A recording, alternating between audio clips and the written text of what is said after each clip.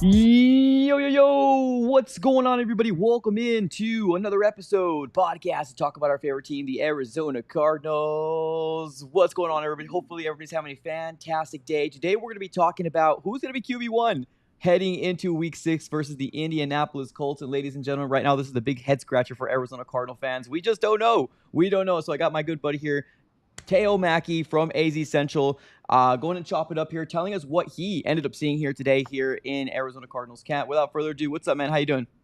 How you doing? Thanks for having me on. Of course, man. Appreciate you for jumping on. I wanted to kind of get a glimpse of like what's going on over there, like in Cardinals camp, because I've been seeing multiple different reports. Obviously, Kyler Murray's back. That's kind of been the big thing that everybody's talking about as of right now. We saw some injury report that you also posted along with other insiders as well. I just want to kind of get a gauge on the injuries, what you've seen so far today. I guess the big questions that I have looking at the injury report that I ended up seeing here, which I'm flashing on the screen right now. What is the status when it comes down to like Max Melton or Zay Jones or like Cody Simon? I know they're all like a lot of them are listed as questionable, but like, is there anything out there that you're gonna come out here and say that you probably like they're gonna be playing? If I had to guess, I would guess that Melton would play based on what Gannon was saying earlier today, which I'm trying to pull up here. Uh, Gannon said he was asked about having potentially Melton and Will Johnson both healthy, which would be the first time both of those guys have played together since the first quarter of week 2. And he said, obviously, two guys that we feel really good about. I'm looking forward to those guys playing their brand of ball, helping us win. It sounded to me like he expects both those guys to play. Max Melton has been a limited participant in practice every day this week. Often when guys are like the fact that he didn't miss a single practice, he was out there getting work in as early as Wednesday. Seems to indicate to me that he'll probably be able to go. So that would be a big boost if the Cardinals can have both those guys. I wrote about it in my game preview, which will come out tomorrow. Like, to win this game, the Cardinals are going to need to impose their will in some area. This isn't a team that you can scrape by against. The Colts are playing really well. One area where they can impose their will, even without Garrett Williams, is the secondary. If you're turning people over, you're dominating the receivers, like that is an area where you have difference makers with Will Johnson, Budda Baker, Jalen Thompson. Rabbit has 2 picks this year. Like those guys, you can impose your will. And the Cardinals haven't been able to impose their will in the secondary since week 1 because they've been injured. Yeah, another person on there as well I really want to talk about here is Will Hernandez. We ended up seeing him last week, but he was on a pitch count, is what Jonathan Gannon ended up saying here. Is there a realistic world where we're going to see him a lot longer, do you think? Yeah, I would expect so. I asked Gannon if he sees Will as a starter now. He said, yeah, and then kind of launched into a quote that kind of wandered all around. But it does seem like he'll start.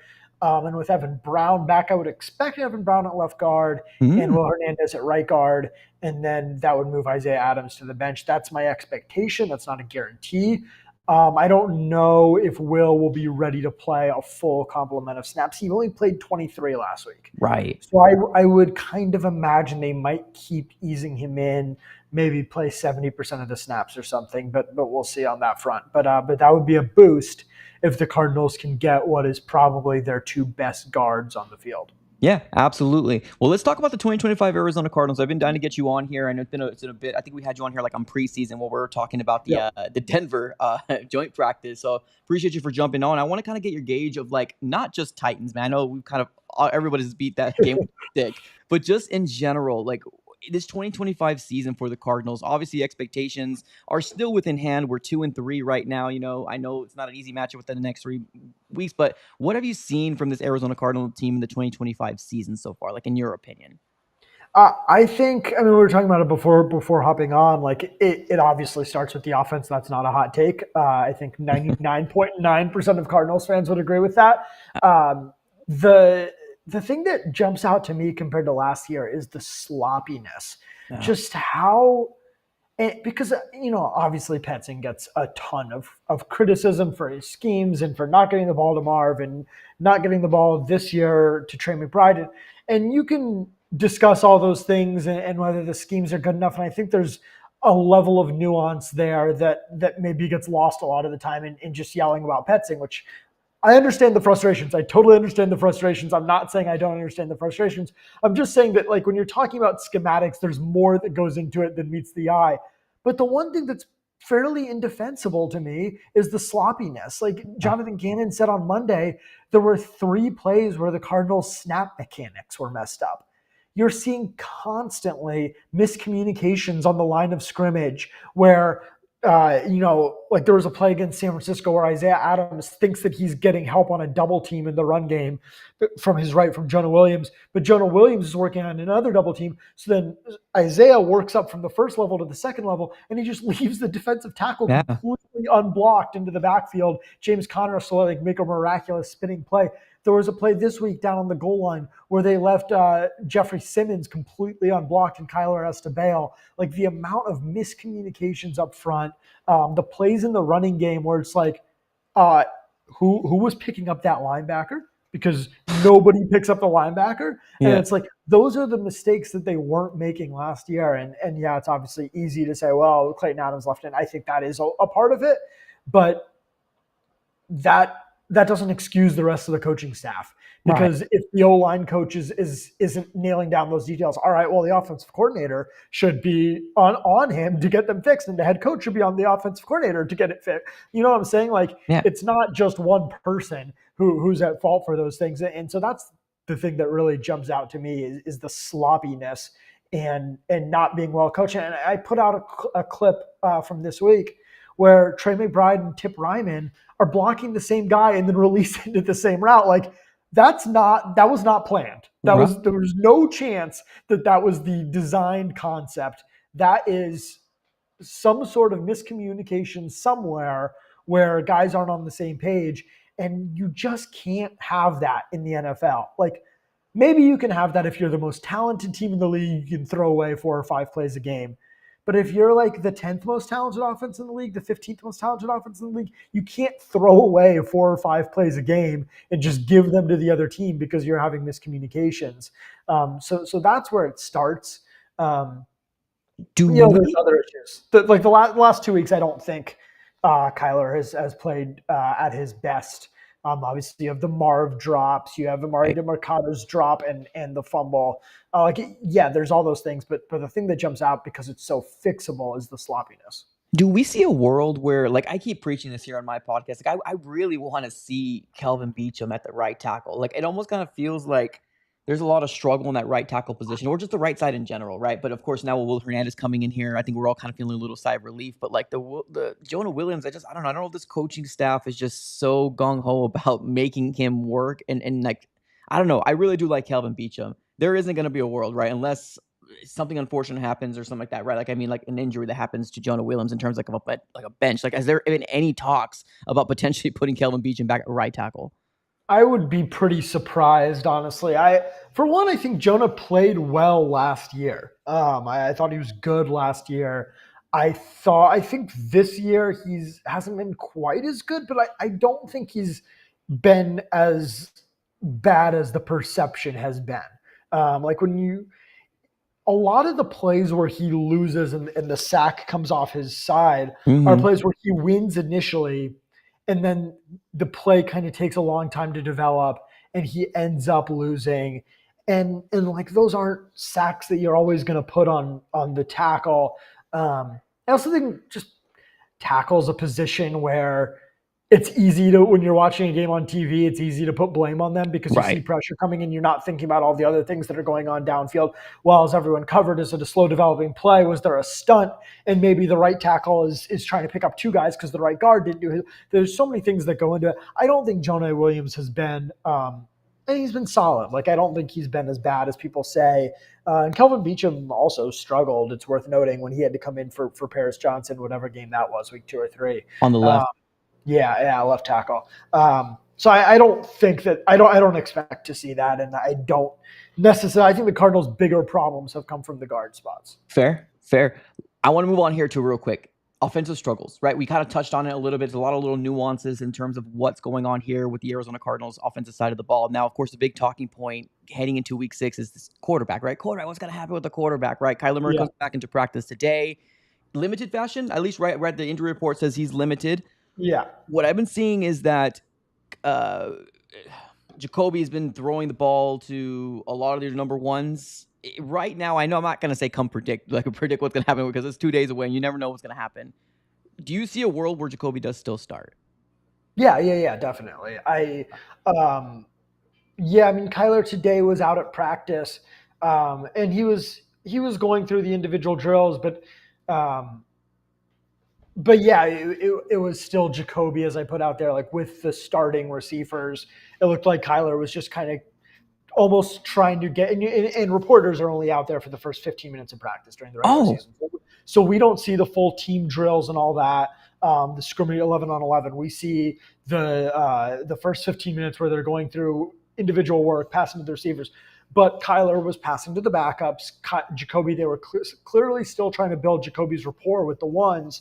And I was talking to some guys in the locker room.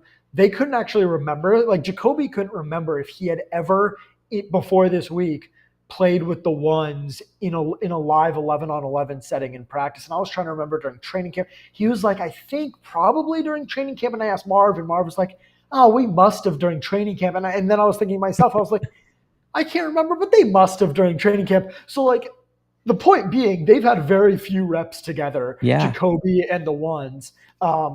During practices, normally Jacoby's with the twos, right? Right. And I was trying to remember, and I was like, maybe during training camp they're like, hey, Jacoby, you get a drive with the ones, but very little reports. So that's clearly still the focus today. And the portion that we were out there was, let's get Jacoby this rapport with the ones, get him out there, get him. You know, he was working on some back shoulder throws with Marvin Harrison Jr., like working on those kinds of timing things, and like that to me still indicates, hey, they think there's a pretty dang good chance he's going to be the starting quarterback, and they need to do everything they can to get that rapport going. Yeah. So Kyler with the foot injury. I've been watching the game. I don't know where this foot injury came from. I Did they ever? think if I had to, no one has said it. There's a play where I can't remember if it was a scramble. I think it was a scramble to the right side. No one, the guy doesn't. There's a guy in pursuit, and Kyler like kind of slides down, and it looks like he kind of gets his foot caught under him a little bit. Hmm. Not a tackle, but like just sliding. It kind of looks like his left foot, so not his planting foot. And again, this is conjecture, Right. but it looked like he got his left foot a little bit bent under him as he went to slide, and Gotcha. that was on the drive, I believe, where he ended up exiting. So I know you guys only have 15 minutes there in terms of like the open practice. How did he look just in general? I mean, I know he was kind of throwing with the twos and stuff like that, but how did he look in general, or the twos and the ones?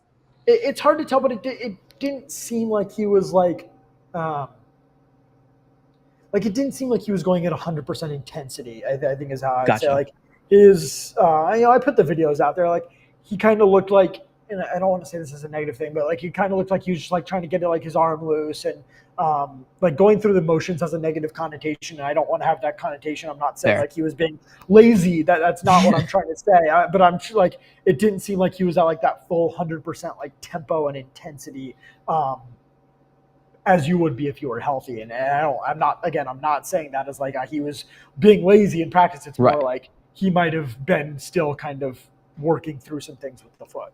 That's fascinating. So I mean, if this does happen to a world where like Kyler Murray obviously doesn't play, I'm assuming he's going to get ruled out, and we're going to have somebody like our practice squad guy, right, get elevated in Keaton Slovis, right? I think that would be the world where. Yeah. I mean, I would imagine that the next news on this would either come Saturday night when like Schefter and Rappaport and those guys always do their like weekly, like at like midnight Eastern time on Saturday night. Those guys always like tweet out like the status of like 20 guys and what they Yeah. expect.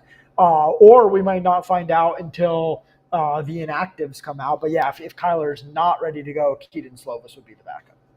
Gotcha. Okay. Well, I want to ask you this real quick. I know you put a lot of film and all 22 here on your X and Twitter, and thanks for doing that. Appreciate it, by the way, because it takes a lot to dive into. Because I have the all 22 too as well, but like to like take it off and put it on, look It at it. takes a long time to get through because It it's like an hour and a does. half of film. But then if you're taking notes on every play, yeah, that's a process on Mondays. It's a process, and on top of that, they don't give you like the time marks. You're looking for a specific play, you know where it is on the real time, but it's not giving you real. It's a mess. But what I went to ask is when you're looking at just, I guess, the Arizona Cardinals offense in general, right? I know that you did say there's a lot of little nuances that can happen here, but what do you think is like, I don't know, if you could to pinpoint like two or three big things that you're like, if this gets fixed, this can help the Arizona Cardinals. the rest of the season, because we're 2-3, and I'm not gonna lie to you, I'm pretty sure you heard the same thing, but it does kind of feel like we're talking about a team in doomsday right now, especially Yeah, with yeah, it the does. three teams that we have coming for us. So what are your overall thoughts? How do you think this can be fixed? I mean, to me, it's a really hard thing to fix Yeah. because you just look at this offense, and I don't know how this team is. If you're a defensive coordinator, other than Kyler's legs, I don't know what's really stress. And Trey McBride's a great player. Marvin Harrison Jr. has played really well for the last three halves of football. But like as an overall big picture, I don't know what is really stressing you out as a defensive coordinator because as Gannon and Petzing have repeatedly said, when this team isn't running the ball, well, then teams aren't stressed. They're not bringing a bunch of guys into the box. They're playing a bunch of too high coverage. So teams aren't really stressed about the run game because of the details I mentioned, because the offensive linemen often aren't winning at the point of attack. The running game just hasn't been as good as it was last year. And then you don't have that 4-3 vertical threat wide receiver where defenses are really scared, okay, this guy's going to beat us over the top. So defenses aren't stretched on the back end, and they're not coming up on the front end. So they can kind of do whatever they want and take away whatever they want. And then you look at, this is kind of a theory I've been developing in my mind over these past few days. With defenses playing so much too high safety over the past few years, and the league turning towards that over the last 3 or 4 years, the quarterbacks that are excelling now are the quarterbacks that can stand in the pocket, rip balls into small windows and zone coverage. Like Matt Stafford, Baker Mayfield, Jared Goff, Sam Darnold now is doing that. Though, and obviously the two best, not necessarily the two best at that, but like Josh Allen and Lamar are cyborgs because they can win with their legs, but they can True. also stand in the pocket and rip those balls into small spaces. And that is a change in the league in the way that teams play defense. And like to me, I kind of feel like, because people talk all the time, ask all the time, why is Kyler not what he did in 2021? Is it all Hopkins? Is it all Kingsbury? Like, does he miss a, like, to me, a lot of it is that I think Kyler is a player more built for the 2021 NFL than the 2025 NFL, if that makes sense. And that's not to say he can't succeed. It's not to say he can't have great games. But like, what are Kyler's biggest strengths? What was he doing at his absolute best in 2021? Winning with his legs, obviously, pushing the ball downfield, outside the numbers. Defenses now are built to take away those things. And the way to beat them is, again, to rip balls into tight windows in zone coverage. And that's not to say Kyler can't do that. Obviously, he can. But like, he's not a top 10 player in the league at that. Yeah. And then that becomes exacerbated when you don't have a running game that's stressing teams out, and you don't have downfield receivers that are stressing things out. So the windows get very narrow, and like, Matt Stafford can rip a ball into a tiny narrow window, but there's only a few guys can do that, and that's just not what Kyler's best at. So I think there's like a lot of like big picture problems that don't have an easy solution outside of like, hey, maybe the running game suddenly becomes top 5 in the league again, and that kind of fixes a lot of woes. It's so unfortunate because we've been dealing with so much as Cardinal fans, just in general. You were really expecting this year to finally take the jump, and like I still remember, like all of us. Well, I mean, at least this community here on the Easy Sports Fan, like we were all jumping and being like, we got to get somebody on the offensive side of the ball, somebody different. Of course, I was talking about Emeka Ibuka, but I know a lot of people were like, you're not going to go back-to-back wide receivers, but like this guy looks to be that darn good. Over there now, is it Baker? Probably, right? It's a little bit of Baker effect. So I don't know, man. It's so unfortunate that the Arizona Cardinals decided just to roll with it and just literally copy it and paste it. I know Monty, what he said. He's not going to go for an offensive guy just for the sake of going for it. But Yeah. one of those situations that I feel like it's kind of biting us in the bum because Yeah. I mean, you hear so many people, and I get it, right? Like with people wanting them to have drafted Scottaboo, it's like, to me, the move that could have made a big difference is like 4th or 5th round, low draft capital, go out and get like one of those speedsters like Torrey Horton, who's having a good start in yeah, Seattle. Chimere Dike, who they played against the Titans last year. I think he went in the 4th round. But he's like a super fast guy. He actually had a play last week that Cam Ward just missed him. Like, it should have been an 80-yard touchdown where he gets space over the top. Like, those type of guys, I think, add an element to the offense that is missing. Yeah. And like, That's not a Emeka Egbuka. That's not going out and getting a guy who's going to finish the season with 120 targets. That's like a guy who's going to have 50 targets, but every time he's on the field, the defense is going to be like, "Yo, we gotta adjust. We can't get beat for an 80-yard touchdown by this guy." Like I think that element is missing in this offense. Like a Tutu Atwell from the Rams, something like that. Where Yeah, like someone to stretch the field and make, like this week Alec Pierce with the Colts, like yeah, perfect example. Like Alec Pierce is not going to get 10 targets a game, but right, every time he's on the field, the defense is going to be scared of what he brings. fair. And the Cardinals don't have that in it. It goes back to what I was saying. Like the space is so condensed for this offense. The windows are so small because you're not stressing teams with the run, you're not stressing teams with the deep pass. So they can kind of worry about that intermediate area of the field. Yeah. Another thing too, what's going on with Xavier Weaver? Like I was hyped. I can't say we. I was super hyped about him getting obviously made the 53 last year, and then now it just kind of seems like he's getting phased out, right? Because obviously Zay Jones is the number one, or sorry, number three / Greg Dortch is the number three. It's just he just falling by the wayside, not using him anymore. I mean, he was an undrafted guy. Like Yeah. it's tough to have super high expectations. He had some struggles with drops in training camp.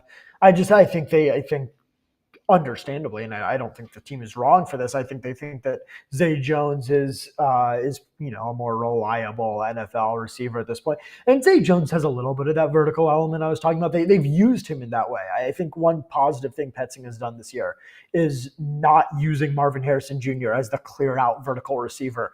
Using Marv more in those intermediate spaces where he's best. I think that's been a really good change. But yeah, Zay Jones, I think they trust in that role. I think that would be more effective if they had a 4-3 burner. Yeah. But I do think it makes sense that Zay is that guy. And then Xavier Weaver, he got his opportunities when who was out? Was it Zay Jones was out? I guess against Seattle. Yeah. Yeah, I So you, believe. you did see him get some opportunities there. So he's probably right now that fifth receiver on the depth chart. Let me ask you this, right? We just talked about doomsday. It doesn't feel really good to be covering this team right now. I'm going to be real with you. If this season goes sideways, and I know we're talking in ifs here, do you see a world where, like, as I know, the talk is everywhere, right? Like the Kyler Murray topic, right? Like, do you see a world where the Cardinals try to offload him somewhere? I mean, I know, like, it's just based off your opinion. I want to be very clear, everybody in the chat, based off your opinion. Like, what do you see here with Kyler Murray? Like, because if the season goes sideways, which it can very well happen, right? In these next 3 games, what do you see as the future of the quarterback for the Cardinals? Yeah, I mean, I think it depends on how sideways, right? Like if they go 8 and 9 and there's positive signs down the stretch and you just kind of think, well, get a few guys healthy, run it back, maybe make a change on the, an offensive coordinator or something like that. Like I can see that being a minor tweak. If it goes off the rails, if they go 5 and 12, 6 and 11, depends on the draft class too, right? Yeah. If like let's say completely to the opposite extreme of that, like let's say you go 5 and 12 and you're looking up in February and it's like, yo, there's like 5 franchise quarterbacks in this draft class, and the Cardinals have the 7th pick. Well, at that point, it would be pretty hard to be like, all right, we're just going to run it back with the group Right. that went 5 and 12. True. So I think it depends on like your definition of off the rails. Like, whereas, okay, flip side, obviously, let's say they turn around completely, go 10 and 7, make the playoffs. Like, okay, then there's not a discussion. Right. Let's say, as I was saying though, they go 8 and 9. The offense is pretty good down the stretch. They lose a few close games. You have the 16th pick. That's a harder situation to be like, all right, we're moving on. Right. So I guess my answer to that would be, yeah, it depends on how far off the rails it's going. That it can go back. Yeah.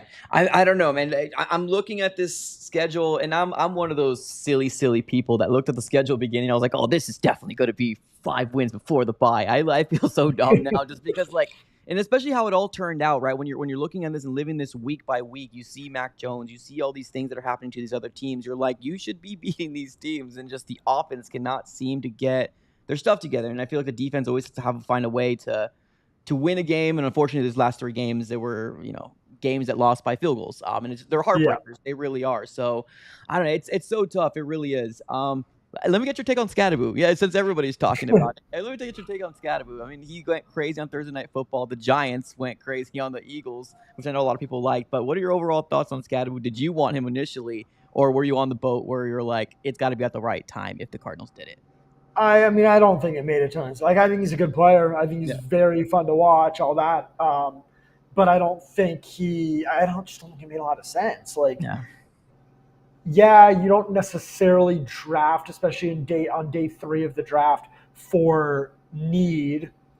But he was like what, the first pick of the 4th round. So Mm-hmm. you're taking him over Cody Simon, or sorry, over Jordan Birch, Mhm. who was seen by many people as a 2nd round pick, a value at a premium position at edge rusher that they needed help at, who fell to them in the 3rd round. Like, and Jordan Birch has been pretty good. So Yeah. like, I don't, especially given with the way, even if you told me in April that Benson and Connor were both going to get hurt, I still would probably say, oh, I think 3rd round you go with the 2nd round talent at edge rusher. But it's certainly at the time where we would have been drafting a third, your third running back. And even if they had gone into the 4th round, like as we talked about, there were so many bigger needs on this roster at guard. And in the 4th round, you're drafting depth, right? You're not drafting an Right. immediate starter. But so many bigger needs on this roster at guard and wide receiver, especially, that like to me that those were the spots they needed to address over a 3rd running back who, like, how many 3rd string running backs in the NFL are starting in week 6? Yeah. It might just be Michael Carter. Like, I'm trying to rack my brain. Like the Texans are kind of down. Like Woody Marks is What do you like mark? Yeah. kind of about Nick Chubb. So like, there's not many teams that are down to their 3rd string already. Like, so to me, to judge the draft based on like this outlier outcome where your top 2 running backs both get hurt, and like I know people say, well, Trey Benson hadn't shown anything. Trey Benson was the 66th overall pick, like who had barely played. Like the team clearly liked him out of the draft. There's a reason they drafted him. Like, what, you're going to draft a 3rd round running back to back years? Like, that doesn't, when you have James Conner who just signed an extension, like, does not make a ton Yeah. of sense to me. Yeah. I know. As fun as the player he is, Yeah. like, don't get me wrong. But like, you can't just draft guys because they're fun. Yeah. Hindsight, right? I mean, that's the thing too. That's the big conversation out of Thursday Night Football. I mean, it's also a good thing here that the Eagles lost too. I mean, obviously those teams at the very top, whenever you get them to lose, it gives us a little chance to try to get back into the race. But as of right now, like I said, I think my soul's been beaten down by this Cardinals team right now. So I don't know, man. I'm going into this game on week 6. I'm hoping and I want to see some progress, but let's see what happens here. Last question for you. Colts Cardinals. Do you do predictions? I do. I do predictions in my weekly game preview. All right. Give me your prediction, man. How confident are you on the Redbirds? I think I predicted 24-13 Colts, which is probably not what you want to hear. Yeah. I'm trying to see what I wrote here. Yeah, I mean, this is just maybe the best defense that the Cardinals have Yeah. faced, and their offense has been so sloppy. Yeah. And then if Kyler doesn't play, you compound that. So I just like, it feels to me like a game where for the Cardinals to win, their defense is going to need to like ball out, like force 4 turnovers, hold the Colts to 14 points. And it's like, that's a tough ask against an offense that's really rolling. So Yeah. And especially because that's my prediction, but I'm willing to be proven wrong. no, and I'm right there with you as well. I don't know if I have the Cardinals winning this game either. Like, I mean, I think you were actually a little bit more generous for the Cardinals, only losing by what, 10 points ish. Like, I think the Vegas spread is 7.5, so I'm not that generous. True, yeah, touche. Yeah, man, it's a tough one. Let's see what happens here. Honestly, I'm all for if it's K1, if it's Jacoby. I just want to see this offense finally get their stuff together. That's all I'm looking for here more than anything. But Teo, I appreciate you for jumping on. Let everybody here in the chat know where they can find your work through AZ Central. But everything, go ahead and here's your time. Yeah, it's on Twitter, Teo_Mackey, or azcentral.com. All the Cardinals coverage basically is going to be me. So that's my actual stories are on azcentral.com, and then all my random thoughts that pop to mind are on my Twitter are on my Twitter feed. That's how you got to do it. All right, Dan. Well, appreciate you for jumping on. Thank you, everybody, for tuning in. Do me a huge favor, smack the like button here on your way out. Subscribe. We are on the road to 18K. Can't do it without you guys, so subscribe it up. Appreciate y'all. Have a great rest of your day, and as always, go Cardinals.